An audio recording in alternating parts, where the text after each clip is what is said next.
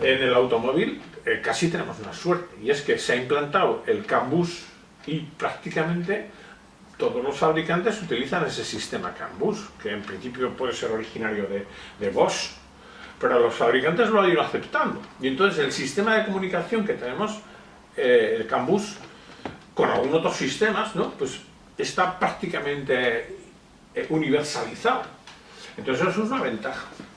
Quiere decir que al final la unidad de control va a utilizar ese sistema para comunicarse. Lo que puede variar es la velocidad de transmisión de datos. Entonces, los viejos sistemas para leer a las centralitas probablemente se pueden quedar cortos. Necesitamos, aunque solamente fuera por utilizar la tecnología más actual, pues ya de por sí se necesitaría una comunicación más fluida. No se puede seguir con el viejo sistema que han estado utilizando de utilizar procesadores antiguos. Hasta ahora podía ser útil para ellos porque no había que procesar muchos parámetros en la centralita con respecto al coche, pero ahora mismo con los sistemas que hay de infotainment o los de controlar aproximadamente todas las funciones que hay en el vehículo, es controlarlas vía electrónica, pues ahora mismo hay mucho trasiego de datos y la velocidad de transmisión puede retrasarse un poquito. Entonces, cada fabricante decide, pues yo le voy a poner, actualmente sabéis más o menos la idea que podemos tener es que estábamos en el CAN bus con 500 bits por segundo, 500 kilobits, 500.000 bits por segundo. Era una velocidad muy grande. Entonces, en elementos o en órganos de importancia del vehículo, aparentemente servía. Es decir, yo cuando tengo un choque, que podría ser lo más interesante, el que salte el airbag, ¿no? Entonces, lo que se hace es muy sencillo, se mide choques, varios choques, ¿no? Y se mide el tiempo que tarda desde que se produce el choque hasta que el conductor pega con la cara en algún elemento frontal delante, ¿no? Se mide ese tiempo. Entonces, está claro que ese es el tiempo que tenemos para salvarle de la situación. Se mide una y otra vez y se saca una media, pues este es el tiempo medio que tarda en función del peso que tenga el señor o lo que sea, ¿no? Está claro. Pues tardará más por las inercias, la velocidad, etc. Y se establece un tiempo en que tenemos la posibilidad de evitar que el señor choque frontalmente. ¿No es así? Entonces, tenemos que controlar que la electrónica sea capaz de poner una barrera en ese tiempo. Tan simple como eso. De manera que ahora decimos, bueno, yo tengo 14 milisegundos. 14 milisegundos desde que el vehículo choca con el objeto hasta que el conductor se produce lesiones serias o toca simplemente con el frontal, con cualquier elemento frontal. Quiero decir que tenemos que poner un sensor que detecta cuando se produce el choque. Muy fácil. Y ese sensor pues tiene que transmitir el efecto, lo tiene que transmitir a la centralita. Y la centralita en ese momento pues tiene que desarrollar una serie de parámetros para que se infle el airbag, se infle la bolsa que ellos han puesto ahí, han decidido que puede ser la barrera, ¿no? Pero no solamente eso, sino que ahora nos metemos también en los elementos de seguridad, por ejemplo, pues decir, bueno, pero no es simplemente cuando toca, se explota, se enciende la bolsa. No, tendremos que controlar a ver si el choque ha sido suficientemente fuerte o si merece la pena inflarla entera o merece la pena inflarla a mitad, dependiendo porque a lo mejor el efecto de salvarle le produce al contrario. No sé si me explico un poco por encima lo que quiero decir es que al final tenemos que tener un tiempo más ¿para qué? Para procesar la información. El choque ha sido muy fuerte, ha sido menos, no sé, procesamos, hacemos, decidimos. ¿Nos da tiempo en 14 milisegundos? Pues sí, pues adelante. ¿Que nos sobra mucho tiempo? Pues todavía podemos procesar más cosas. De tal manera, no sé si me explico. Espera, quiero decir que al final también podemos evolucionar la primera opción de proteger con algo burdo lo podemos ir limando para al final hacer una protección más completa.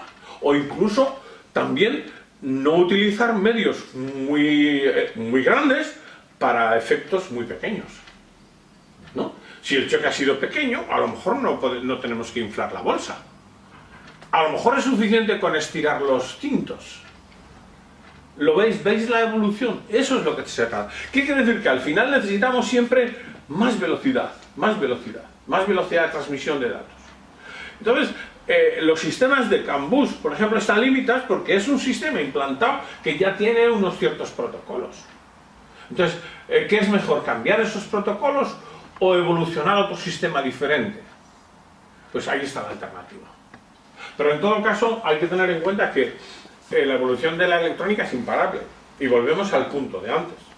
No es anacrónico pretender conservar los viejos sistemas de comunicación, conservar los OBDs. Es anacrónico. O sea, en un principio, ya sabéis que los sistemas de diagnosis tenían una línea L y una línea K, que daba pulsos, quedó muy lento. Posteriormente pues, se ha hecho el CAN-8, el CAN-LOW, y algunas veces se conservaban. También podemos hablar un poco de los sistemas OBDs y esa evolución. Los OBDs al final casi no se han completado la previsión que había, porque la evolución ha superado las previsiones. Entonces ahora mismo ya esa conexión es insuficiente. Es insuficiente para procesar toda esa cantidad de datos. Y hay que tener en cuenta, que ya más o menos todos lo tenéis claro, es que el sistema de diagnosis o el sistema de averías que está implantado en la centralita no es algo que está ahí porque viene del viejo sistema de encendido y de inyectores. No. Es una electrónica que está implantada ahí para eso. En la centralita, cuanto más cosas hay que procesar, más voluminosa ha de ser la centralita, porque tendrá una electrónica muy superior en muchas ocasiones a la electrónica que necesita para procesar el motor o el cambio. ¿Me seguís? Entonces las centralitas indudablemente tienen ahora unos elementos mucho más precisos y mucho más actuales. Y ya no se van a comunicar con los viejos sistemas de velocidades lentas de las anteriores procesadores. Por tanto, eso es imparable. No se le puede decir al fabricante, usted no puede evolucionar hasta ahí, porque aparte que el fabricante es el que más opciones va a tener, pues tampoco la ley le puede prohibir que haya una evolución. Por tanto, no va a ocurrir. Está claro que eso va a evolucionar, y la mínima conexión que nosotros podemos tener, que sería ya prácticamente un poco anticuada, pero la mínima sería esa conexión con los cables Ethernet. ¿Me seguís? ¿Sabéis lo que son los cables Ethernet? Los cables Ethernet son los cables que se usan en las líneas telefónicas. Bueno, os enseño uno. Es que creía que lo tenía ahí encima de la mesa, pero no lo tengo. Entonces,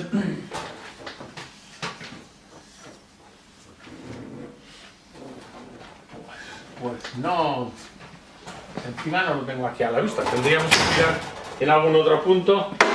¿Qué ha pasado con los cables estos? Bueno, ni siquiera puedo desconectar el del teléfono, joder. No, me tenéis que entender, no lo tengo. El cable Ethernet es un cable, el cablecito ese que cuando sacáis del teléfono tiene varias líneas o varios pines. Bueno, lo tengo aquí, sin duda lo tengo aquí. A ver, ¿cómo no voy a tener cables Ethernet? Joder. Que en realidad la transmisión de datos está dentro de la centralita. La centralita es donde ocurre todo, en la centralita. Es donde están las averías, donde se pueden borrar las averías y tal. Y ahora esas máquinas lo que hacían era pues apañarse con el fabricante, que ponía claves para poder entrar ahí a la centralita y decirle bórrame esto o hazme lo otro, ¿no? Era una conexión que tú pagabas de antemano. Tú pagabas un precio, o incluso todos los años tenías que pagar, y era como un peaje.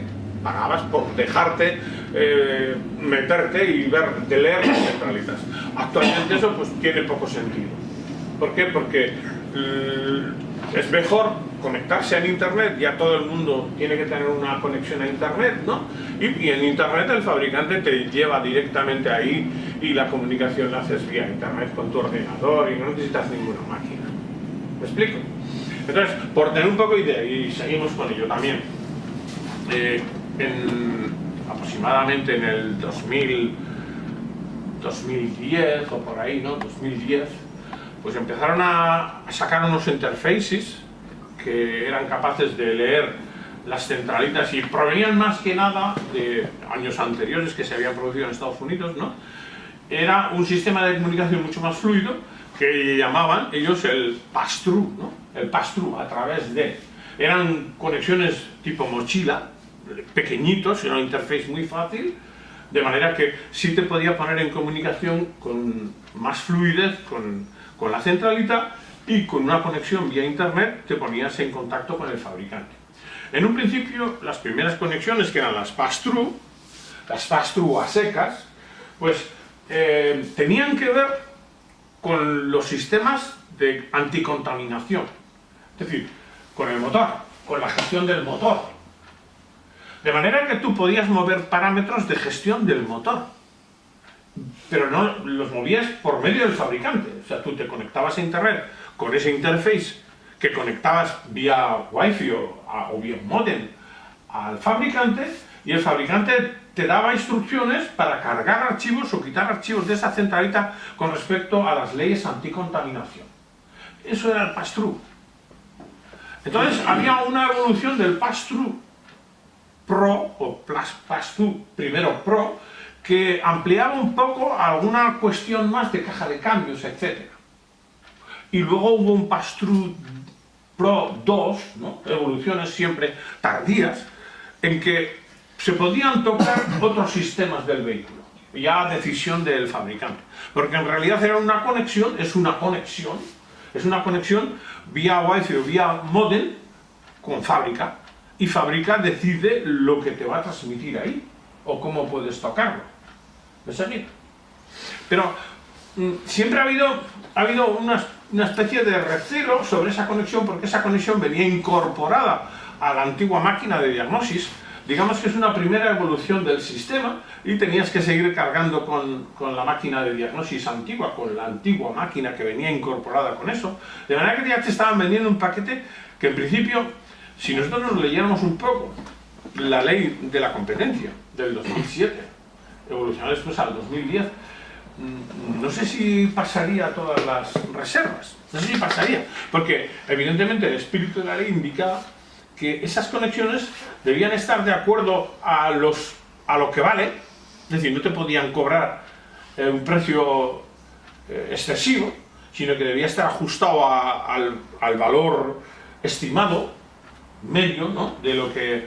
es decir, que no era una cuestión de hacer negocio, sino simplemente era una solución que había que pagar, lógicamente, el que la usa, pero no con una ganancia excesiva por evolución de tecnología, etcétera, ¿no? Que te podía sacar el fabricante. No sé si me explico eso. Entonces, hay otras conexiones, no a nivel... A ver si nos entendemos. Nosotros, o el automóvil, no es el centro del mundo. Para vosotros sí es el centro del mundo, pero no para el mundo en general, ¿no? Es decir, que en principio también hay muchas máquinas hoy día que utilizan sistemas de comunicación entre máquinas y entre el fabricante de la máquina. Faltaría más. Porque evidentemente hay muchas máquinas de producción que son mucho más sofisticadas que un automóvil. Y ahí sí hay una conexión máquina a máquina. Lo que hacen ellos, máquina tu máquina, máquina con máquina. Y evidentemente ellos utilizan unos sistemas de comunicación que están mucho más de acuerdo con la realidad actual. Y entonces las tecnologías de comunicación entre ordenadores pasan a ser diferentes, evolucionan. No solo con respecto a la velocidad de transmisión de los datos, sino también con respecto a nuevos protocolos o incluso nuevos códigos, no solamente utilizando el código binario, sino una conjunción de otro tipo de códigos. ¿Me estoy explicando? Entonces, al final, si nos fijamos un poco en la industria, que es donde realmente la gente tiene poder para defender sus derechos, ellos para nada utilizarían un pass-through, ni lo utilizan. Utilizan una PDU API y una evolución de esa PDU API. ¿Me seguís? Evidentemente tiene una transmisión de datos mucho más fluida y no te hace perder el tiempo. Entonces, en algún caso, por ejemplo en algunos países como en Alemania, ahora el protocolo y el sistema que están utilizando, un grupo de gente experta, es la PDU API. Y sin embargo, aquí en el resto, en Europa, nos están implantando, siguen tratando de meternos el pass-through, que es un sistema que ha evolucionado. Ni siquiera nosotros podríamos comprar un pass-through de los primeros, que ahora es lo que están vendiendo muchos por aquí. Tendríamos que utilizar un pass-through más evolucionado, un Pro 2, por ejemplo. ¿Me entendéis? Para que lo tengáis claro. Y hay diversos fabricantes que no tienen que ser por los de siempre, ¿eh? Hay otros fabricantes. Y uno que se está utilizando, por ejemplo, mucho es uno se llama Mongoose. Mangosta, traducido, ¿no? Pero se llama el Mongoose. Y es una pieza como un interface. ¿Os acordáis de los viejos sistemas del Bacon? Pues exactamente lo mismo. Tú te comunicas vía el ordenador y el ordenador se comunica con tu Wi-Fi. ¿Seguís? Pero es un sistema que todavía sigue utilizando el OBD2. Pero esto tiene que cambiar. Y esos son los acuerdos que ahora mismo se están tratando en Bruselas. Bruselas, que en realidad es el que orienta la legislación en Europa, ¿no? O el que da las directivas para hacer las leyes en Europa, pues está tratando de aconsejar cómo hacemos. Ahora mismo, lo que más estamos hablando estos días, ¿no?, es que el fabricante pretende que todos los vehículos llevan una conexión a Internet. Se trata de estudiar, probablemente se impondrá, ¿eh? O sea, es que no puede ser de otra manera. Entonces, el propio vehículo tendrá una Wi-Fi que es un punto de referencia con el fabricante o con el resto del mundo. De manera que cuando se mueve el vehículo, los seguros, a todo el mundo le interesa, ¿no? Sabes dónde está, dónde ha ido, dónde va a ir, y te puedes comunicar con él. Es como si tuvieras un ordenador en el vehículo. Entonces, hay que estudiar qué tipo de conexión. Siempre están los mismos. El que tiene las redes de comunicación dirá, yo por la cara, ¿no? Porque hay muchos datos aquí, yo tengo que tener para guardar, donde los guardo, ¿no? Ahora ya sabéis que existe lo de la MyCloud, la nube, cuando todas esas incidencias que se van produciendo, ¿quién las guarda? Pues no se guardan solas, hay que tener un almacén, ¿no? Pues cómo, de quién va a ser esa cloud, quién la mantiene, todo eso, se está todo dilucidando, ¿no? A ver cómo hacemos, ¿no? Si es un servicio público, pues a lo mejor con los propios impuestos se puede pagar la conexión de cada vehículo. Lo que no me lo creo, ¿vale? No puede ser, habrá que poner unos pocos más de impuestos, a ser posible unos pocos cientos, ¿no? Y de esa manera, pues tendremos el vehículo comunicado. Y ahora dice, bueno, ¿y quién recibe los datos? Pues ahí está el problema, porque claro, fijaos que es un chollo si los datos solo los recibe el fabricante, ¿no? Ten en cuenta que el fabricante, lo que llaman OEM, ¿no? OEM, el fabricante, pues, claro, lo quiere tener todo para sí, porque claro, si tú ves que el vehículo se ha caído en un sitio, se ha pinchado, se ha roto algún faro, no sé qué, le va a decir, tranquilo, chaval, tranquilo, vete a 30 pasos, prepara la cartera. Y allí tienes todo resuelto, ya, no hace falta que le digas nada, tú vas allí, te presentas, solamente haces así y ya saben quién eres, lo que tienes que pagar y todo, ¿no? Evidentemente. No, pero eso es posible. Hace un tiempo eso era impensable, ¿no? Ahora sí, porque tienes ahí el cacharro, te saca la foto, sabe la cara que tienes, sabe todo. Entonces, ¿cómo compaginar eso con la ley de protección de datos? Todo eso es lo que se está estudiando actualmente. ¿Cómo compaginar? Pero es imparable. Y ahora, claro, lo que no tiene sentido es que tú tienes una Wi-Fi allí metida en el auto y tengas que ponerle una interface desde el OBD. No tiene sentido. Pero además nosotros, fijaos que hay una cuestión que es muy clara.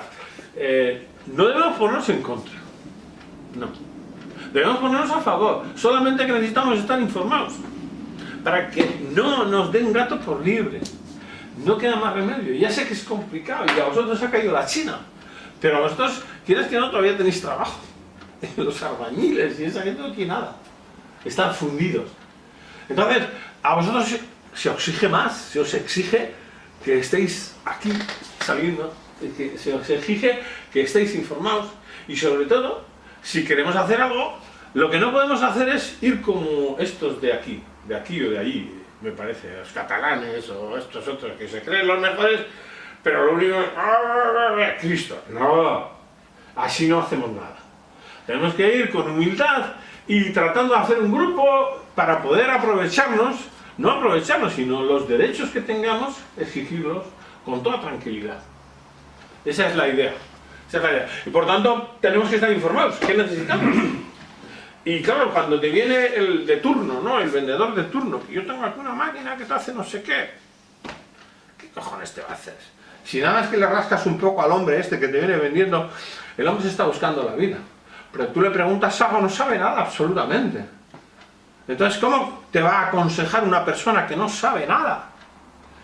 ¿Y qué remedio te queda? Y el remedio que te queda es saber tú. Y más o menos entre todos pues nos podemos llegar a un punto de conocer algo de todo esto. Para que cuando venga el auto nos entretengamos en arreglar el auto y no en comunicarnos con él. Y no perdamos el tiempo comunicándonos, ¿no? El auto sigue siendo lo mismo, porque en algunos casos creo que habéis perdido la conciencia o la noción de lo que es arreglar un auto. Porque os pensáis que aquello es la hostia, pero, y que es sofisticado, y os olvidáis de que hay un cable suelto, ¿no? Entonces cuando hay un cable suelto, la máquina, digamos, se vuelve loca, es más tonta. O sea, lo más torpe que hay en el automóvil es la centralita, lo más torpe. ¿Seguís? Entonces no ve nada, solamente discrimina, esto está mal, esto está mal lo otro. ¿Y cómo lo sabes? Porque le falta no sé qué. Entonces, no es que sea torpe, nosotros somos torpes que no interpretamos la torpeza de la centralita. ¿Me explico? Por lo que no nos queda más remedio que estar un poco al corriente, pero de los viejos sistemas no hay que olvidarse. Es decir, cuando falla el motor, hay que centrarse. La experiencia tuya no la tires por la borda, porque tu experiencia vale la hostia, lo que más vale. Entonces, si pretendes que ahora la electrónica supla tu experiencia, pues perderás mucho tiempo. Tu experiencia está ahí y no tienes por qué despreciar, al contrario. Y fíjate, mira a ver lo que le pasa y luego trata de interpretar la centralita. ¿Me seguís? Quiero decir que probablemente vosotros lo habéis pensado, yo lo estoy diciendo y ya lo tenéis pensado, pero a veces yo creo que sí se nos olvida por las preguntas que nos suelen hacer, vamos, me hacen a mí, ¿no? Te falla, mira a ver, o sea, es que nos centramos, nosotros hemos ido estos días arreglando los inyectores, afortunadamente, oiga, las unidades de presión, las bombas y eso, afortunadamente porque es el pan nuestro de cada día. Y en los vehículos hasta el 2007 más o menos es la avería común. Entonces, eso es lo que hay que hacer. ¿Qué quiere decir? Que en los vehículos del 2011 para adelante no va a ocurrir lo mismo, exactamente lo mismo. Pero no hay que olvidarlo. ¿Qué nos va a poner una traba que cuando lo reparas ya no va a ser tan sencillo? Y evidentemente podemos pensar en mala idea o no mala idea, pero también hay que tener en cuenta que las leyes anticontaminación van progresando y cada vez se exigen más. Para cumplir un Euro 5, pues lo puedes dejar grueso. Pues arreglas un inyector y dentro de los márgenes, si no varías los elementos de presión, los resortes o los calzos, pues más o menos está dentro de la tolerancia, no va a variar mucho. ¿Me seguís? Sin embargo, en una Euro 6 ya, que exige mucho más restrictiva, pues si haces esos cambios, probablemente el sistema, si está previsto en el motor de autoadaptación, no va a ser capaz de asumir, por tanto la avería en realidad persiste. Aunque hayas arreglado el grueso, todavía no está del todo. Entonces ahora tendrías que variar parámetros para poder seguir cumpliendo esa normativa. ¿Eso lo puedes hacer tú? Pues no lo puedes hacer. Pero a veces tienen un autoaprendizaje por sí mismos. ¿No? A coches tienen autoaprendizaje por sí mismos. Pero es que el aprendizaje tuyo nunca va a ser gratuito. No, pero el propio coche, tú le puedes montar unos inyectores y les das un tiempo de proceso andando con él y tienen autoaprendizaje por sí mismos. La propia unidad, la información que le está llegando la precisa para volverse a ajustar al componente que tú le has adaptado. Muy bien. Lo que ocurre es que las unidades de control, cuanto más modernas, el margen de funcionamiento es más estrecho. Y a lo mejor se sale de ese margen. Por tanto, no sirve con el sistema de autoadaptación. Tendríamos que cambiar algún parámetro. Entonces, los parámetros de la centralita no los puede cambiar nadie más que el responsable, que sería el fabricante. Es por eso por lo que te tienes que conectar vía internet y el fabricante será el que cambie los parámetros, no tú. Es que eso hasta ahora mismo la ley sigue manteniendo el mismo responsable. Es decir, el responsable de la normativa anticontaminación, como hemos visto aquí cuando estos alemanes han hecho trampas y han hecho falsificar las medidas, etcétera, es barbaridades, ¿no? Para cumplir una normativa. Eso es grave. Y de hecho, pues le ha salido muy caro, lo que pasa es que son monstruos y lo han soportado, lo soportan. Pero evidentemente si lo hicieras tú, el acusado serías tú. Y no tendrías esa capacidad. No sé si me estoy enrollando mucho o me estáis entendiendo. Pero el margen, si quieres cumplir una normativa, es más estrecho. El margen de autoadaptación. La autoadaptación, por explicarlo un poco por encima, es algo tan elemental como que yo voy a hacer 10.000 millones de inyectores, por decirte algo. Evidentemente todos no me van a salir igual. No me van a salir igual. Pues siempre tendré un máximo y un mínimo de funcionamiento. Dentro de ese máximo y mínimo tengo una centralita que se va a adaptar. Pero si me coincide un inyector que está en el máximo y la adaptación necesita un máximo, ahí se ha parado. Por tanto, tiene una cierta restricción. ¿Y lo tengo que tirar? No necesariamente. Lo que puedo hacer es volver a darle parámetros nuevos a la unidad de control. Entonces eso es lo que se pretende con la conexión a internet y el fabricante entonces sí lo puede hacer. Lo que pasa es que lo hará el fabricante, nosotros no tocaremos nada, será una conexión mediante online y lo dejarás y lo harán ellos. No del todo, porque el responsable de las normativas será el fabricante. Por tanto, él será el único capacitado para cambiar esos parámetros con respecto a las normativas anticontaminación. Pero en el resto de cosas sí lo podrías hacer. Evidentemente, siendo responsable. Entonces, lo que se estudia es precisamente eso, es que cada persona que acceda a la unidad de control esté perfectamente identificada. Hoy es muy fácil, porque tú tienes una IP y esa IP te identifica. Incluso te tendrían que dar una clave de identificación, un password, y cada vez que tú actúes, pues quedaría ahí constancia. Eso es inevitable y tiene que ser. Es que a lo mejor es complicado de ponerlo en marcha, sí. ¿Por qué es complicado? Porque siempre hay muchos intereses a la contra. Por eso el control lo llevarán ellos. ¿Cómo hacen ahora con las codificaciones de las llaves? Claro. El propio mecánico que está en el servicio oficial tiene contacto con nada, es una conexión online y ya se desentiende. Entonces, para que controlen, sobre todo con normativas anticontaminación, lo van a hacer ellos. Pues no nos van a dejar acceder a hacer nosotros nada. No puede ser de otra manera. Pues qué cabrones. No puede ser de otra manera. A mí no me pueden exigir que cumpla una norma que otra modifica. Eso está clarísimo. El responsable actualmente ante la ley de que un vehículo no contamine es el fabricante del motor y del conjunto.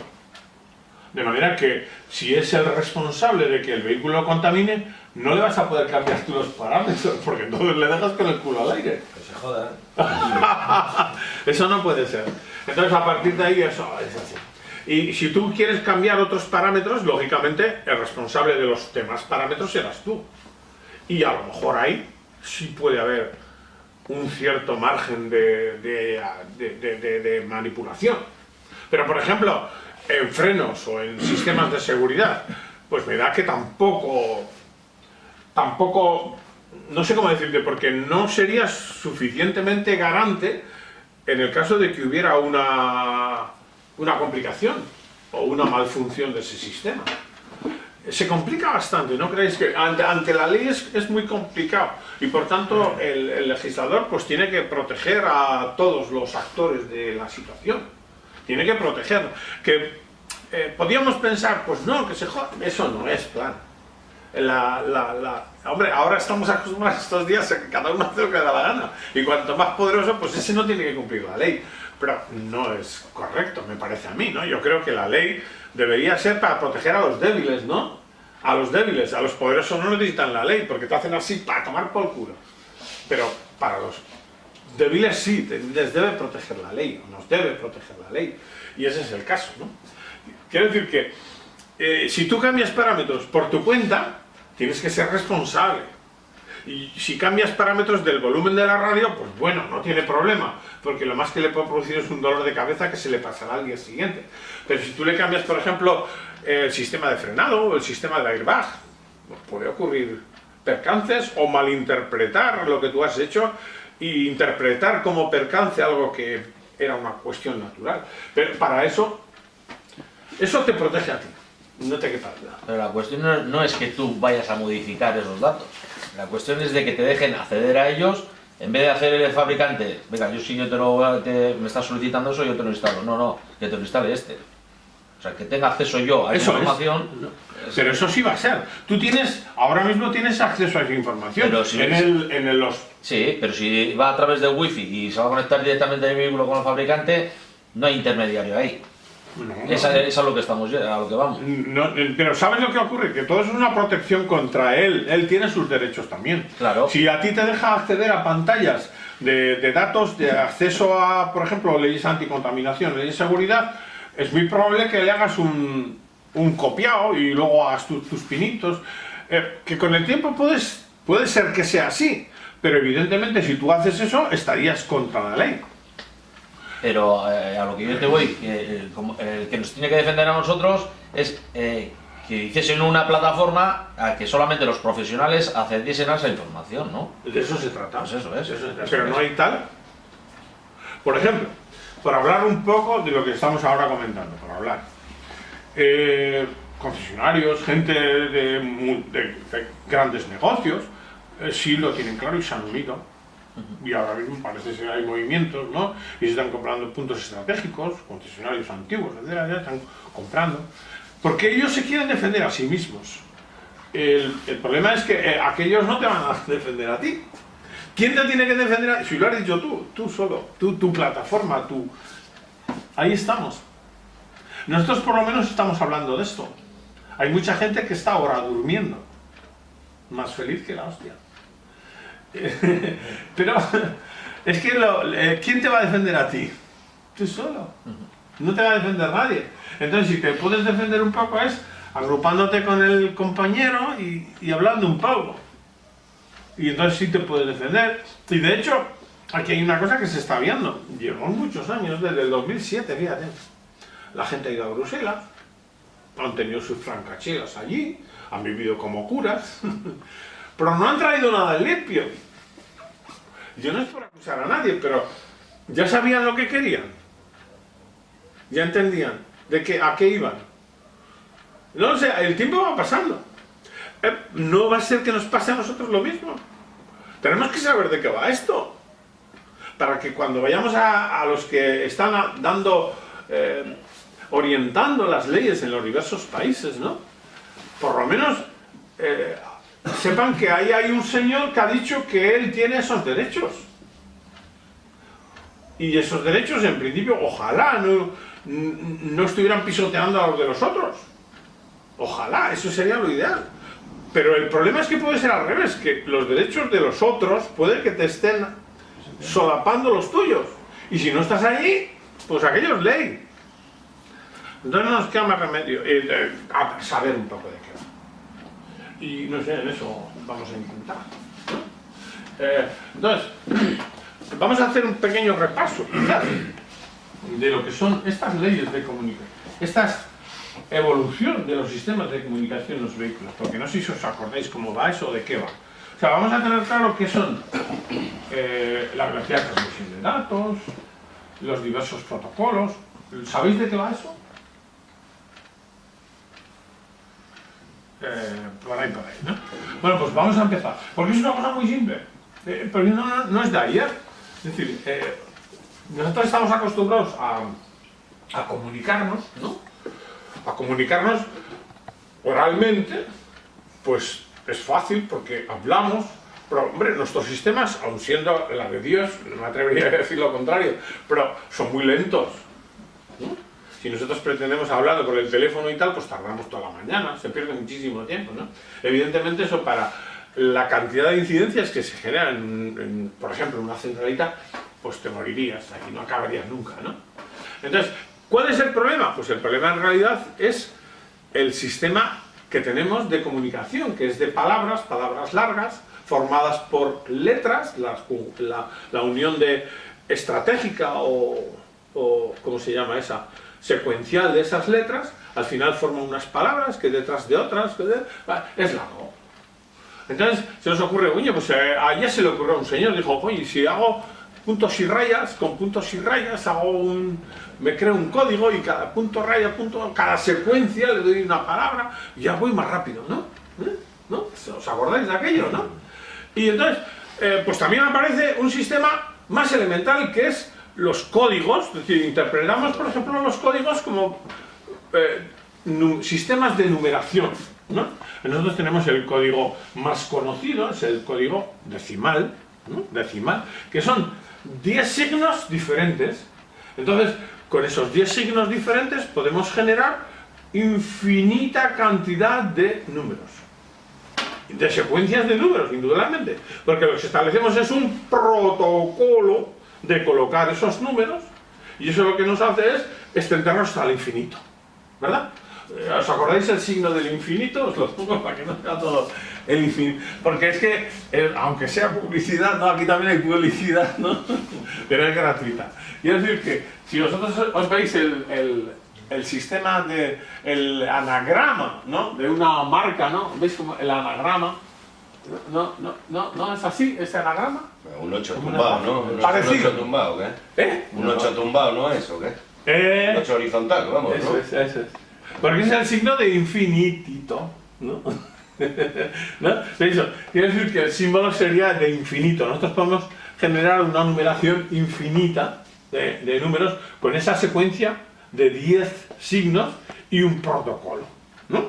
Entonces, lo siguiente que nos llega es, a esa secuencia de números podemos asociarle, ¿no? Unas letras. Si le asociamos a los números unas letras, nos quedamos cortos porque tenemos pocas letras, pero podemos generar un nuevo protocolo, una nueva manera de ordenar los números para numerar o para asociarlas a todas las letras. De manera que vamos a poner con 128 signos, con 128 secuencias, tenemos todas las letras, ¿no? Ese sería un código que se llama ASC, que es el que utilizan los ordenadores. Pero eso es en inglés. Y ahora queremos la virgulilla de la ñ. No la tenemos. Pues tenemos que añadir más, y entonces con 225 ya tenemos el teclado del ordenador. ¿Me seguís? Que sería asociar a los números las letras, unas letras. Pero es largo. Pero los chinos tienen las ideas, no escriben las letras seguidas, sino que con un signo determina una idea, podría ser más expresivo, más rápido, ¿no? No lo sé, estoy hablando por hablar. Pero hay otro sistema, pues, decimos, depende para que lo quieras, porque en este mismo sistema decimos, yo quiero almacenar esa información. Si la quiero almacenar, lo que me interesa es que ocupe menos espacio, ¿no? Y entonces, si quiero que me ocupe menos espacio, esa es que no haya mucha cantidad de datos. Entonces, si tenemos una secuencia de 10 números nada más, pues todavía quiero decir que con esos 10, para ampliar el almacén, necesitamos repetirlos más veces, ¿no? Porque si tuviéramos, por ejemplo, 15 números, en vez de 10, 15, ¿no? Pues sería más fácil, porque con 15 ya haríamos más palabras, ¿no? Con 10 ya haríamos hay que repetir, ¿no? Pero si tuviéramos 15, pues tendríamos 14, tendríamos más palabras. Y eso, en el protocolo de uno detrás de otro, representa un gran ahorro de almacén, ¿no? Y eso sería el sistema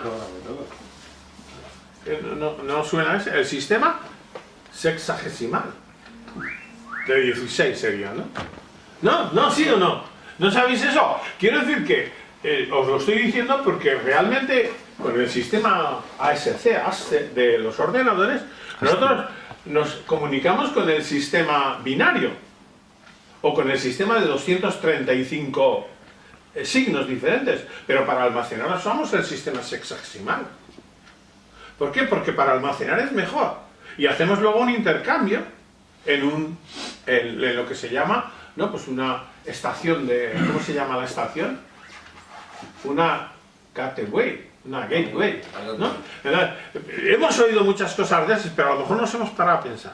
Fijaos que entonces en el sistema de 16 números tendríamos 16 signos diferentes, que sería el 10, el 11, el 12, el 13, el 14, el 15. Y el 0, que volvíamos a repetir de antes, ¿no? Pero entonces nosotros llegamos al 10 y el 10 es A, 11, B, C, D, E, F. ¿Me seguís? Y volvemos a repetir. De esa manera tenemos más posibilidades de almacenar en menos espacio. Porque lo contrario sería almacenar con el sistema binario, con ceros y unos. Porque claro, un número de 3 cifras en código hexadecimal, en binario, tiene 37 signos. ¿Lo veis ahí? Porque hay que repetir. En el otro caso, un número de 1000 tendría solamente 800 en el hexadecimal. ¿Lo veis? ¿No os habéis quedado nunca a veces cuando leéis una centralita en los cambios de... ¿No habéis visto cómo hay letras y números? ¿Sí? ¿Habéis visto alguna vez una G? Sí, los tienes hasta los códigos de los inyectores. Son la F, esa es la última que veréis. Entonces sería, ¿veis? Como estamos hablando, seríamos la A... Vaya, hombre, ya empezamos. Sería la A, B, C, D, E y F. Eso ahora sería, hasta aquí tendríamos, ¿veis? 9, 10, 11, 12, 13, 14 y 15. ¿Ves? Eso es. Más o menos, yo no me quiero centrar en esto, sino simplemente veis que entonces ahora no terminamos en 10, sino que seguimos. ¿Veis? Y por contra, eso nos viene muy bien porque ocupa menos espacio. No sé si me he explicado bien para que lo entendáis, pero no hay que repetir la secuencia tantas veces. Por tanto, cuando queremos almacenar alguna información, lo hacemos en código hexadecimal. ¿Ves? Es simplemente para que conozcáis que esto no es una cosa que un genio se le ha ocurrido a un genio. No, si es una evolución natural. ¿Me seguís? Y luego existe el código binario. Y el código binario, pues probablemente el código binario es lo que vosotros entendéis mejor. Y el código binario, como veis, nos viene muy bien porque podemos transmitir la información de una manera muy simple. Por ejemplo, en electricidad o con un interruptor, cualquier cosa nos sirve. Porque solamente hay, en lugar de 10 signos, solo 2. Y hacemos igual que en el código decimal, lo hacemos. Fijaos, voy a intentar ponerle los ceros, que quizás nos resulta más comprensible. ¿Ves? Yo voy a poner aquí 4 ceros. ¿Se ve aquí? Sí. Entonces, nosotros asociamos el valor 0. El valor 0, que sería el primero del código decimal, del 0 también, ¿no? Y entonces, ahora, ¿veis? Estos siguen igual. Y hacemos aquí 1. Y este sería el valor 1. Y se nos ha acabado. Ya se nos ha acabado. ¿Ahora qué tenemos que hacer? Pues como el otro, ponemos delante. ¿Lo veis? Y entonces, pues lo mismo. Ahora empezaríamos aquí, ¿veis? Y decimos el número 2. El número 2. Diríamos. ¿Veis? Ahora aquí ya no. ¿Y aquí qué? 0. Empezamos otra vez. Empezamos. ¿Ves? Entonces, el siguiente, el número 3. Y ahora haríamos, ¿veis? ¿Ves? Sigo. Hasta 100. Esa es la idea. Entonces, como os dais cuenta, ahora nosotros podemos seguir así hasta el infinito. Ese sería el truco. Entonces este nos viene muy bien. ¿Por qué? Porque ahora ya tenemos un sistema de numeración sencillo. Tenemos un sistema que con cualquier artilugio podemos transmitir. ¿El 5 cómo sería? A ver si le pillo yo bien el concepto. Tú mismo, ¿no? ¿Cómo sería? El 4, así sería. ¿El 4 cómo sería? A ver, ¿cómo sería el 4? 1, ¿Y ahora? 1, 0, 0. ¿No? ¿Y el 5? 1, 1, 0, 1. Pero bueno, es cuestión de mirarlo. Hay esta era, mira, hay una cosa, lo tengo apuntado aquí, pero es muy simple. No, que sería en el código binario, nosotros ponemos el 0, ¿ves? Aquí, 0, el 0. Y este pones aquí el 1, y luego este te va dando, evidentemente, el 1, y el siguiente pones 10 y te da el doble, 2, y si pones el 100, el 4, 100, 4, si pusiéramos aquí el 1000 sería el 8, y te da una idea de cómo va progresando, ¿no? Aquí tenemos el número 8 en decimal, ya tienes 4 cifras en binario, ¿no? Entonces, tenemos que mirarlo porque lo tengo que mirar aquí, no sea que meta la pata y aquel me pille, ¿no? Ese es el tema. Pero bueno, en el fondo veis que esa es la idea, ¿no? Y del código binario realmente nos queda en el código binario la expresión de una gran facilidad para transmitir los datos. Y esa es la ventaja que tenemos. Es decir, que ahora en ese código binario podemos asociar al código binario, podemos asociar esas letras que veíamos en el código, por ejemplo, el ASC de los ordenadores. Entonces, en código binario asociamos el principio de las 128 letras para escribir en inglés, o posteriormente las 225 para escribir en inglés y en español. Entonces quiere decir que cada letra es un código de ese tipo. Y cuando nosotros pulsamos la tecla, se transmite ese código. ¿Lo veis? Por tanto, habrá letras que tardan más que otras. Lo que ocurre es que la velocidad de transmisión de datos es tan elevada que para nosotros no dice nada.